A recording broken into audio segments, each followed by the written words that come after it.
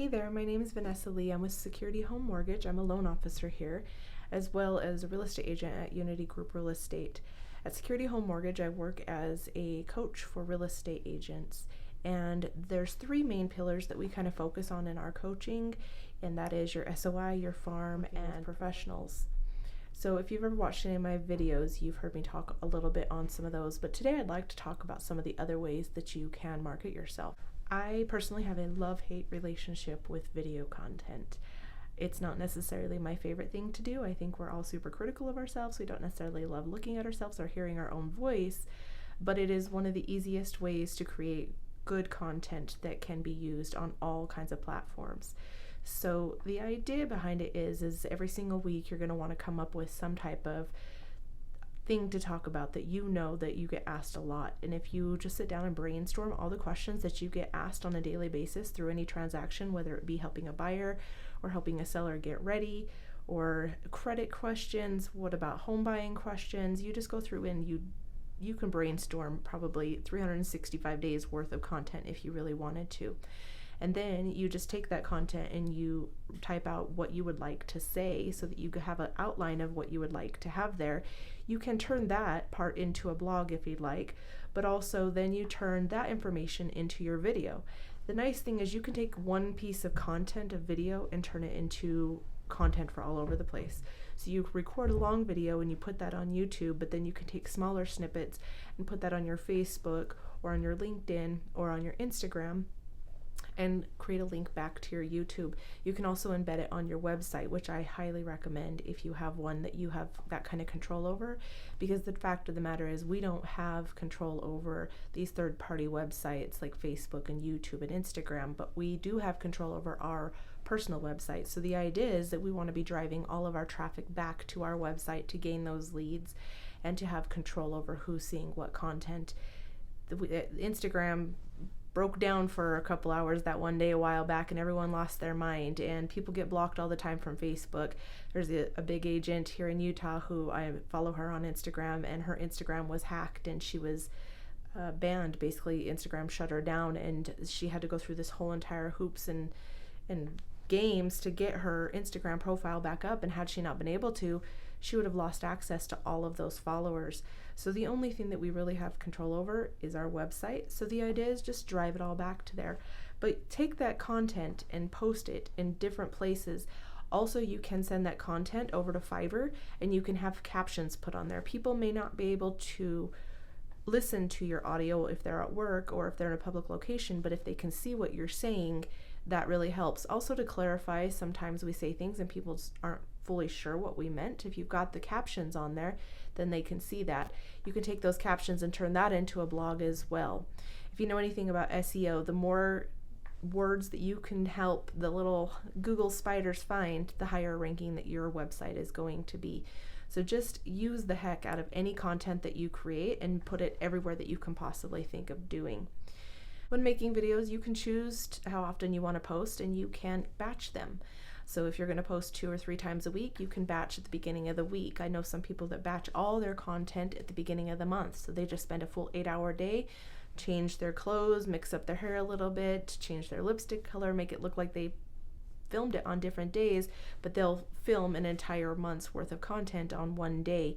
This is especially helpful if you're hiring a professional videographer to come in and do your videos for you. Next thing is making sure that your title and your description is something that people are going to actually be searching for. And you can go on YouTube and search something that you think people might be searching for and see what comes up and see what their titles look like, and that's going to give you an idea of what will be pulled up on a search. You don't want to copy exactly, but you do want to pay attention to what's working and what's not working. And then your description on YouTube is really big as well as on Instagram. Your hashtags and your caption on there is big, and also what you post on Facebook. It's all going to make a difference as to whether or not people want to watch your video. So spend a little bit of time really thinking about what this video is about and the best way to get people to want to watch it. We all know lists work really well, especially if you're doing an Instagram carousel. You can do the top 9 most affordable cities in your state. You can do the top 9 best cities for hikes in Utah. So you can do a lot of stuff with carousels and lists, and people just love lists. They love the top 3 things you should know or the top 7 things that you should know. So finding a way to use that in your title, if it makes sense, is really a smart thing to do. We kind of already talked about websites, but I would like to dive a little bit deeper into that. Having a personal website that is IDX compatible is going to be a game changer. It's also a good idea if you can work with a company that does the lead generation where they can plug in their address for a CMA and it shoots you the address so that you can contact them and help them come up with the idea for what their house is valued at. We know that no automatic platform out there is really that accurate, and so for me, I found it's best just to have them plug in their address and then you get the leads sent to you.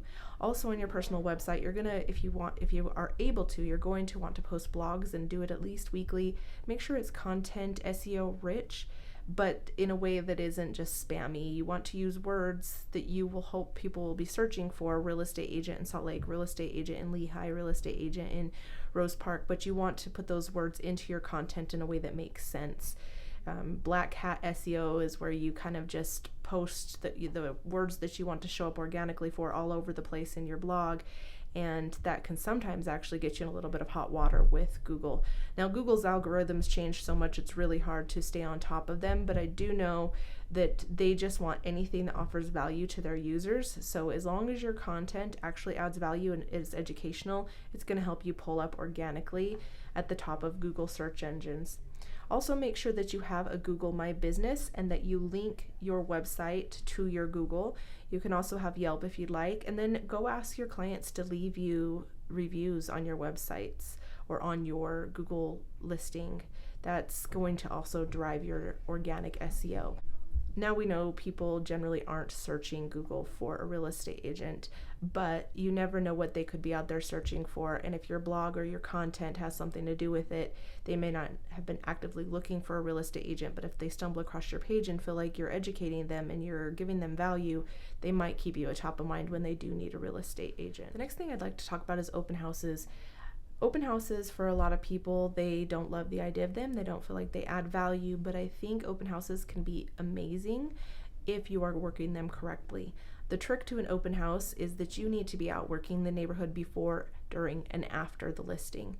So before you do the open house, you need to, as soon as you get the listing secured, you're going to walk around and just say just listed flyers and about 200 doors around that house. Then when you're doing the open house, you're going to go out and knock and hand them a flyer again and let them know the reason for the knock is that statistically we know that most people that buy the home are usually from somebody in the neighborhood that knows a friend or family member that wants to live in the neighborhood. And so we were just checking in to see if they know anybody that's thinking about moving into this neighborhood. Then at the open house, you hopefully have a great turnout because you went out and door knocked 200 people on top of where all the other places that you're posting your open house, as far as Facebook Marketplace and LinkedIn and your Instagram and your Marketplace, and if you're in Utah KSL, all these different places that you can post it, but you're also out meeting people. After the house goes under contract, then you want to go and door knock again and let them know, if there were multiple offers, that there's still people looking in the area. Then the next touch is going to be, as soon as the house closes, you're going to want to go door knock again and let them know it sold and how much it sold for, and see if they know anybody that's interested in the area, because there were buyers that weren't able to get the house. So if you are doing all these things with an open house, and then the day of the open house, you want to make the most of it as well. Make sure there's a sign-in sheet.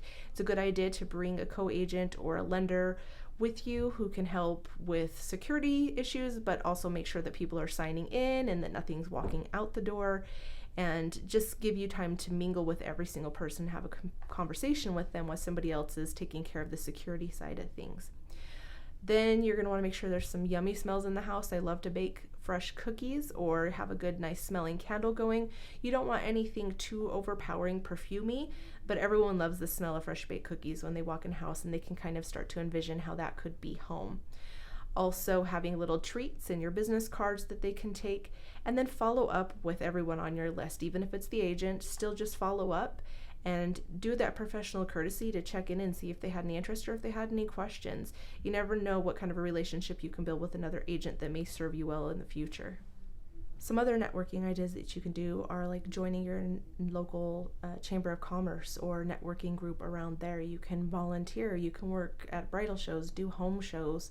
There's lots of different ways to get out and actually meet people if you're not comfortable with going door knocking, or if you'd like to do something on top of the door knocking. Along with networking, it's a really great idea to network with other agents outside of your state. There's a lot of Facebook groups that you can get into. If you're a woman, there's the Women's Real Estate Talk on there, 53,000 agents nationwide. But either way, you can find some different networking groups where you can meet and introduce and make yourself valuable to agents outside of your state. And then when they have referrals, they may think of you, or when you have a referral, you already have a relationship with an agent in that state and city that you feel comfortable sending your clients to because you've already seen how they work, you've already had communication with them, and it's a really great way to gain referral business. I've actually had a couple this year so far that are referrals that I met off of a Facebook group, so it's an awesome way to have that little bit of extra income that maybe you wouldn't have had otherwise. Some other things that you can do is you can specialize in certain things such as probate. I remember after my mom passed away, I got an envelope. I got a ton of mail from agents that were going after probate. I wasn't looking to sell, but there was one that stood out. His name was Jeffrey, and I don't remember his last name, but I do remember his first name, and he mailed me a condolence card, and in it I had a black just a black ink pen. It was a nice pen, and it said, because you'll have to sign most of your documents in black, which was true. Going through all of the different executor of the estate stuff, you had to sign things in black ink. So I just thought it was a cool, unique way to stand out against all the other probably 100 real estate agents that contacted me about selling my mom's estate. You can also make relationships with divorce attorneys and kind of go after those kind of clients if you have the stomach for them. Sometimes they're a little bit hard to deal with, but they happen, unfortunately, and having a good relationship with a divorce attorney can get you in the door there. You can also look at becoming an expert in short sales and foreclosures, and the people who are really good at finding really good investment deals. So you drive around and you find houses that look run down and beat up, and you go knock the door, or you can ping the address and get the contact information from for the owners and call them and just see if it's something they're looking and selling. A lot of the time they're investment properties, and they might be ready to get out of them because they're a little bit ran down and don't have the time or the means to get things back up. So there's lots of different niches that you can get in. I would say get really comfortable with new home construction. I know for some agents it can be a little bit daunting, and for some they avoid it because it does take a little bit of time to get paid, but new construction is a great avenue for a lot of your clients who are looking for something specific, or maybe having a hard time getting under contract for what they really, really want. And a lot of the new construction are still doing a list instead of a bidding war type situation, and so that could be great. You just can't be overwhelmed by the new construction. So those are all some niches that you can get real good with, and then once you figure out your niche there, then that can carry over into your branding on your social media, and when you're doing your content, you can really focus in and hone in on that information and just look like the expert in your area on that. The last thing that I want to talk about when it comes to gaining traction with your clients is marketing your listings really well. This not only will get the house sold and make your client be happy with you, but if other people see how well you're marketing somebody else's house, then when it comes time for them to sell, they're going to think of you. If you're creating awesome videos and you're doing live walkthroughs of the house, if you're doing single page websites, if you've put in some great descriptions and made sure all the inputs are in there correctly, and professional photos, and there's lots of different things that you can do to market that are going to show that you're a professional. And doing the door knocking on the open houses is another great way for people to see how much time and effort you put into your listings, and it's just going to make you look really credible. So marketing your listings really well is going to be huge in developing a following and a good reputation in the real estate world. Those are just a couple of marketing ideas. Obviously, we could go over a ton more. I have other videos specifically on SOI, specifically on farms, and specifically on professionals, which are some of the pillars that we coach on. If you have any questions about this, feel free to reach out to me. If you have any desire to get into coaching, feel free to reach out for me that as well. I'd love to talk to you about it. And I hope you all are having a great day. Carry on.